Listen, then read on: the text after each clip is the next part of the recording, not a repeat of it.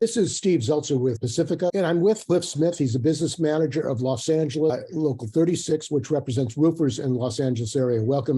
Hi, Steve. So, Cliff, there's been a long struggle going on in the railroad workers, which came to a culmination, at least as far as the government intervention last night, when the U.S. Congress voted, both Democrats and Republicans, a bill that basically imposed a settlement. And you have been active in the labor movement in Los Angeles and nationally, fighting for the independence of the unions, the right to strike.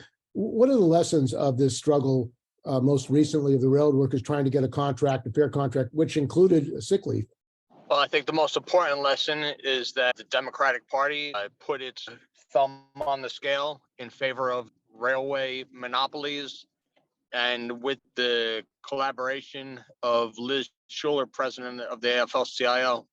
And you made a statement you issued today about Liz Schuler. What was her assessment of what happened in this struggle? She put out an official statement that said that she commends and thanks the rail workers for their efforts to reach a contract. In fact, the rail workers did not reach a contract. It was imposed upon them. Well, President Biden said that this was a great agreement, and this agreement had been agreed to by the union leaders of the unions. So therefore, he was going to pass this bill. What's your attitude towards the Railroad Labor Act and the way this thing came down? Well, the workers did not agree to this. The unions representing the majority of the workers had rejected this proposal. They had set a strike date of December 9th, and their primary demand was for paid sick leave. And President Biden has acknowledged this. So, if he says that this was agreed to by the workers, then that's completely false. And the issue of health and safety, sick leave, it's the Democrats and Biden have said that they're in favor of it. What happened? Well, they've said that they're in favor of it. They've said that they are on the side of the workers. But, what they say is one thing, and then what they do is what we should be paying attention to. And that's the rub. So, they've made all these statements that they support the workers, that Biden is a union friendly guy. But the unions have been fighting for this contract for 3 years. This year, almost the entire year, the unions have been threatening with a strike since February. And there have been two federal court injunctions in February and March. Biden got involved in July and imposed a 60-day cooling off period. Then in September, he imposed a tentative agreement, which took away the right of the workers to negotiate and to act.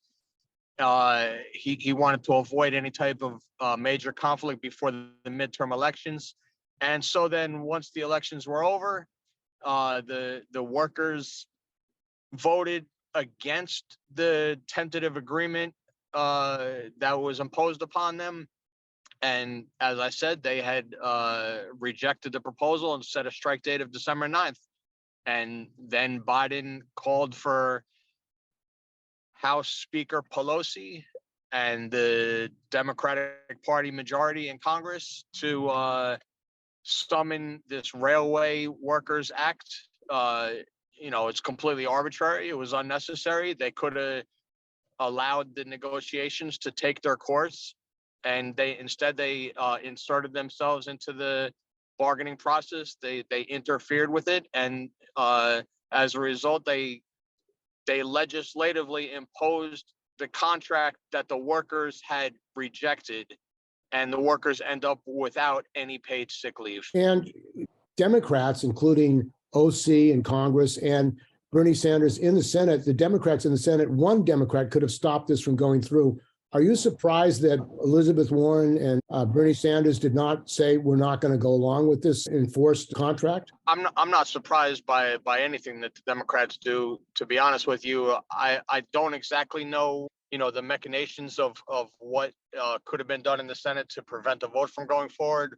What I do know is that Pelosi and the House Democrats, including the Progressive Caucus and those House Democrats aligned to the DSA, they colluded to push this vote forward to bring it to the Senate, knowing that the legislation for the sick days would fail, not meeting the 60 vote bar to defeat a filibuster. So, this was orchestrated.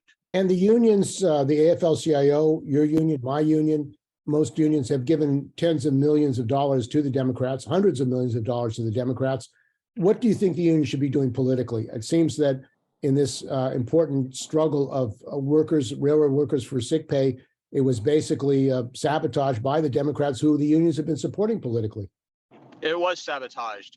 And what the unions should be doing is educating the workers that the Democratic Party is a party of monopoly capital, and that we need to build our own political organization that represents the interests of working people. We should be building a political party for workers, a workers' party. At the same time, I think that it's important to recognize that the Republican Party is a greater threat. It's important to defeat the Republicans where workers do not have the ability to run a viable campaign. But, we cannot just rely on the Democrats to solve our problems, because they won't. And there's struggles now in California. There's a strike wave going on of 48,000 UC UAW members, graduate students, researchers, doctoral students, and you've been on the picket line, you and your members of your local. Why and how is this important to all workers in California, not just the UAW UC strikers? Well, we're very proud of the graduate student workers at the University of California, 48,000 of them, the largest labor action in the country, for the militant action they're taking against the administration. The University of California system is a public university. It's taxpayer funded. These are land grant colleges. The graduate student workers contribute value to the university system, and they should be compensated for what they provide. They're exploited terribly by the administration. The entire University of California system has been taken away from the workers, the working class, the youth, and the children of the workers that used to be able to enroll in these colleges for free. Essentially, it's been priced out of reach. The graduate student workers are exposing the agendas and the interests of the administration, and it's setting an example that's being watched by public universities across the country. If the graduate student workers strike is successful in California, it will set off a wave across the country at state universities to return these public institutions to the working class taxpayers that finance them. We're in 100% solidarity with these workers. And the Democratic majority, they control the legislature. They have a supermajority. You have a Governor Newsom. I haven't heard any statement of support for them. There was a $97 billion surplus in California. Apparently, that money was not used to make sure that public workers, and these are public workers, are paid a living wage. What do you think about the silence of the Democratic Party in California in the midst of this strike for basically living wages, cost of living, and housing, the right to housing? Well, again, it exposes that the Democratic Party interests ultimately lie with the elite, the capitalists, the rich, at the expense of workers, at the expense of people that rely on public education to be able to, advance themselves. Governor Newsom, whether he has a surplus or not, should be speaking out in support of these workers. And what can the unions do to support this struggle? There are over 1 million organized workers in Los Angeles. The Los Angeles Labor Federation is quite powerful, although it just had a scandal, which we have discussed in the past program, What should the unions do in mobilizing support for this struggle of the UAW-UC strikers? Well, minimally, as union workers everywhere, we should be honoring the picket lines. No union should be crossing the picket lines at the University of California campuses. We need to honor them. Beyond that, we should be mobilizing support. We should be out there showing the UAW that we're with them, walking the picket lines, attending their demonstrations, putting pressure on, as you point out, the governor and other elected officials to come to a fair and respectable settlement. And the director of labor relations at UC apparently is a lawyer who worked for Jackson Brown, the union busting law firm that was fighting Amazon workers. Apparently, UC is spending millions of dollars on lawyers fighting these workers. What does that say about the University of California and the regents who are appointed by the governor and the Democratic Party who really control the university? Well, none of this is surprising. I attended the state university system in New Jersey, which likes to hide behind the name Rutgers University, but it's the state university system. And so I'm maybe more familiar with that. And, they're similar as state universities go. The administrations are in the pockets of private interests, of the research and development of for-profit organizations, capitalist companies, and they've really turned their back on the working class. So for the University of California, if they're using an anti-union,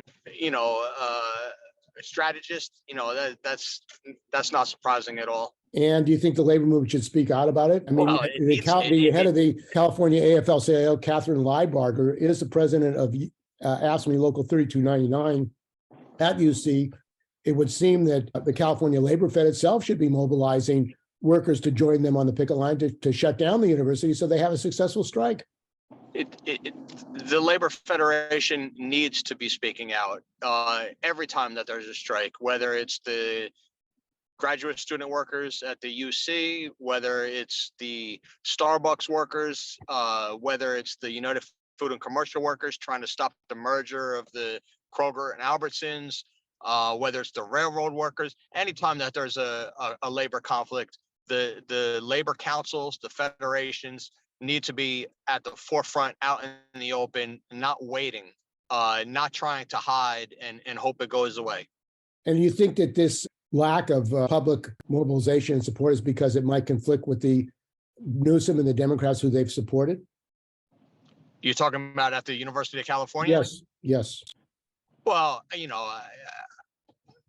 I can only say that the labor aristocracy historically has been compromised, has been in bed with the leadership of the Democratic Party, and so I don't know particularly in this instance, but that's the history, is that they trail behind what the Democratic Party tells them to do. And it seems like that is the experience of the railroad workers in their fight for sick pay. What happened? Well, we see that definitely with the statement made by Liz Schuler. That they actually have a contract that they negotiated and voted on. That is not the case. She said in her statement that she commends them for reaching a contract, and they never reached a contract. They voted against the contract. Okay, well, I want to thank you very much for joining us. And we've been talking with Cliff Smith. He is the business manager of Los Angeles Roofers Local 36. So thanks for joining us. Thank you again, Steve.